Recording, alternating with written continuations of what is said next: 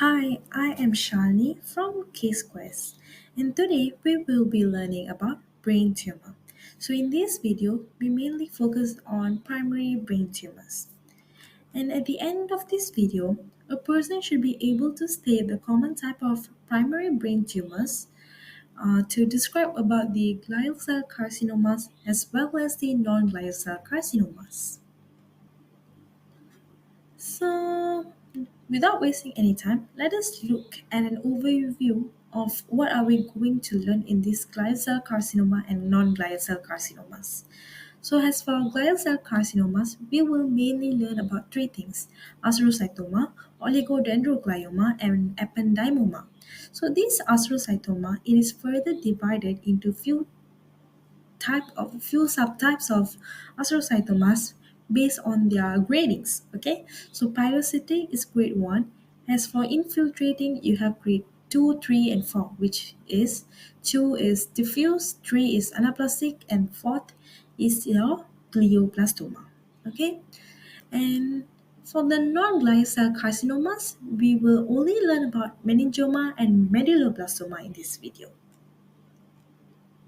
So, when we are talking about carcinomas, there are few things that everyone should know, which is the molecular genetics, second, the age group, third, the location of the carcinoma, fourth, the clinical feature, five, the gross, six is the microscopic. So these are the six important things that one has to remember when it comes to carcinomas. Okay, so the first carcinoma that we are going to learn is that the infiltrating astrocytoma. Sorry, infiltrating astrocytoma. As I said earlier, that six things you have to know the molecular genetics. As for this infiltrating astrocytoma, there are four subtypes classified according to their molecular genetics. So each subtype here it has different molecular genetics. So you have to know that. And I think I will not repeat everything that I have listed again unless it has to be explained. Okay. So molecular genetics, you have these four types, and each one of it will have its own genetic things involved. Okay. So you have classic proneural, neural, and mesenchymal with its own molecular genetics. So you have to know that. The next is the age group. So the common people to get this infiltrating astrocytoma is that the adults, and then the location of this carcinoma is mainly at your cerebral hemisphere. So we know that our cerebral hemisphere will have different kind of lobes: frontal lobe, parietal lobe, temporal lobe, occipital lobe. You have a lot. So it can affect any lobe. Okay, when it says cerebral hemisphere, it can affect any lobe and it's not specified. And in relation to that, we have the clinical feature, where the first one listed is the focal neurologic defects. So what does these focal neurologic defects mean? So it basically means the defects that we are going to have is basically localized on where the tumor is going to affect at the cerebral hemisphere. So, for example, if the tumor affects our frontal lobe, you know that our frontal lobe it has the broca's area, right? So when this tumor affects the broca's area, it is going so the main work of the broca is for our speech. So when tumor affects the broca's area, there's going to be some defects in our speaking, okay, in our speech. uh, then another example is the occipital lobe. So the occipital lobe, we know that occipital lobe is mainly for the vision. So once this lobe is affected by the tumor, so you are going to have some visual problems. So that is mainly about the focal neurologic defects. That means the defect is going to be mainly on this it's like localized to the site that will be affected or that is affected by the tumor. Okay, then we have headaches. So basically, we will have headache when our intracranial pressure is high. So once this intracranial pressure is high, what it will do is that it will stretch these structures in our brain, in our like head. It's going to stretch. So once it stretches the structures that has these pain receptors, it is going to cause headache. That is basically about headaches, why we have headache. And then seizures. So why we have seizures? So seizures is that these tumor cells will disturb our cortical neurons. So once it disturbs our cortical neurons, it will make them, the cortical neurons, to be hyper excitable. So once this becomes hyper excited, so the firing of the impulse is going to be abnormal. Once you have abnormal firing of this impulse, you are going to have these seizures. Okay? So that's it about the clinical feature. Next, we have gross and microscopic. As for this gross and microscopic, we learned like before this in this overview we learned that infiltrating it has three, right? Diffuse, anaplastic, and glioblastoma. So here, like at the gross and microscopic is where these three things is going to be differentiated. Okay, as for the diffuse, the gross is poorly defined and it has like gray white infiltrations plus with no clear border.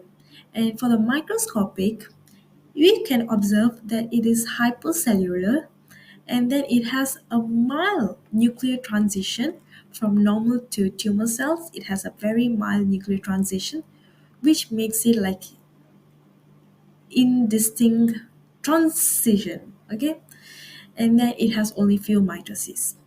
And then the third grade is your grade 3 is your anaplastic.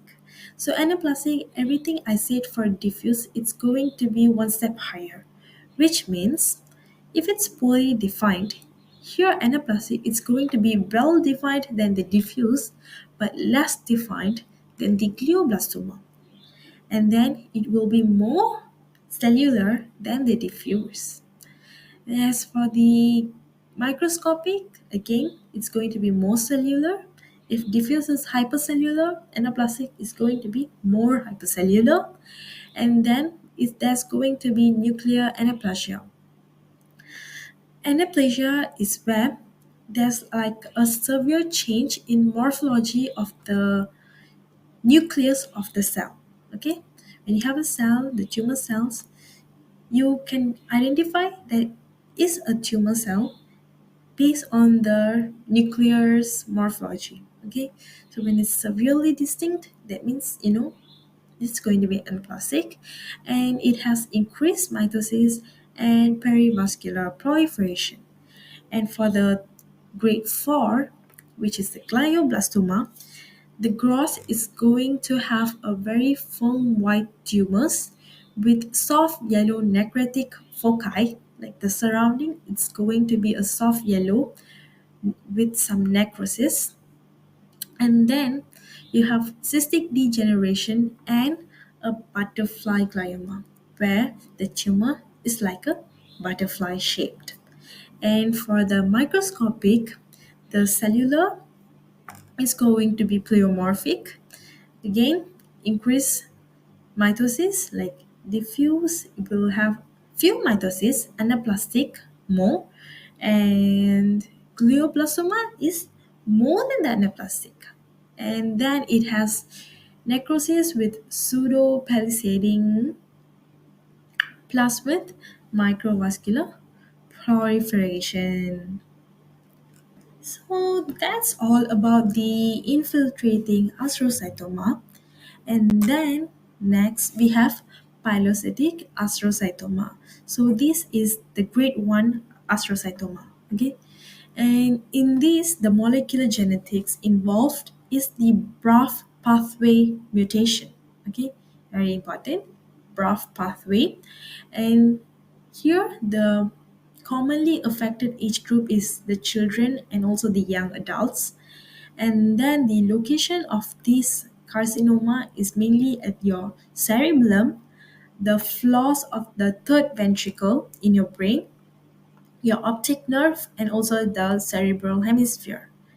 Then, as for the clinical feature, it depends on where it affects. If let's say it affects our cerebellum, you're going to have ataxia or dysmetria. What is ataxia? Ataxia is where you cannot like actually control your voluntary movements. Like you will stumble or you'll be like not stable. Hi, you cannot like move properly. Okay.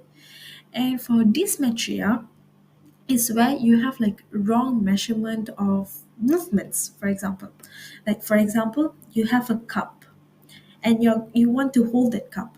So when a healthy person is gonna hold a cup, he will like straight he will like hold the handle, the handle of the mug in just like one try. Okay, if let's say I am going to grab my remote, so like one grab I can grab it. Okay, but once a person is having dysmetria, that person cannot measure where the control is. So he'll be like going here, like going everywhere, and after a few tries only he can get to hold this remote. So that's dysmetria. Then we have optic pathway. Optic pathway is, you have tumors at your optic nerve, is going to disturb your visual disturbance basically. And your ventricular region, so your ventricles, it's very important to like to flow the cerebrospinal fluid from the ventricles to the subarachnoid space, right? So once the tumor affects your ventricles, it's going to like obstruct the CSF flow. So once it obstructs, there's going to be accumulation of CSF in the ventricles, which causes hydrocephalus. That's it. As for the gross in this pilocytic astrocytoma, there's going to be cystic lesions with a mural nodules in the wall of the cyst. Like when you have this cyst, there's going to be like cystic nodules around this wall. Okay, and there's going to be cyst inside around the wall of the cyst. It's going to be a mural nodule or like the solid nodule. After that, you have the microscopic. As for the microscopic, you have to remember that astrocytoma can be distinguished by the bipolar cells, which has a long, thin, hair-like process. Okay, so pylo means hair. So these cells is going to have hair, and bipolar means there's going to be hair and both sides at both poles. Okay, so here the up one and down one, like here's the cylindrical cell, right? So these cylindrical, like the tubular. So here and here, like this side, both side is going to have the hair-like structure. And then you have the Rosenthal fibers, is where like the corkscrew fibers. The shape will be like corkscrew. So you'll have these and microcyst. Microcyst means like you'll have like small circles, like clear circles. That's it. Okay.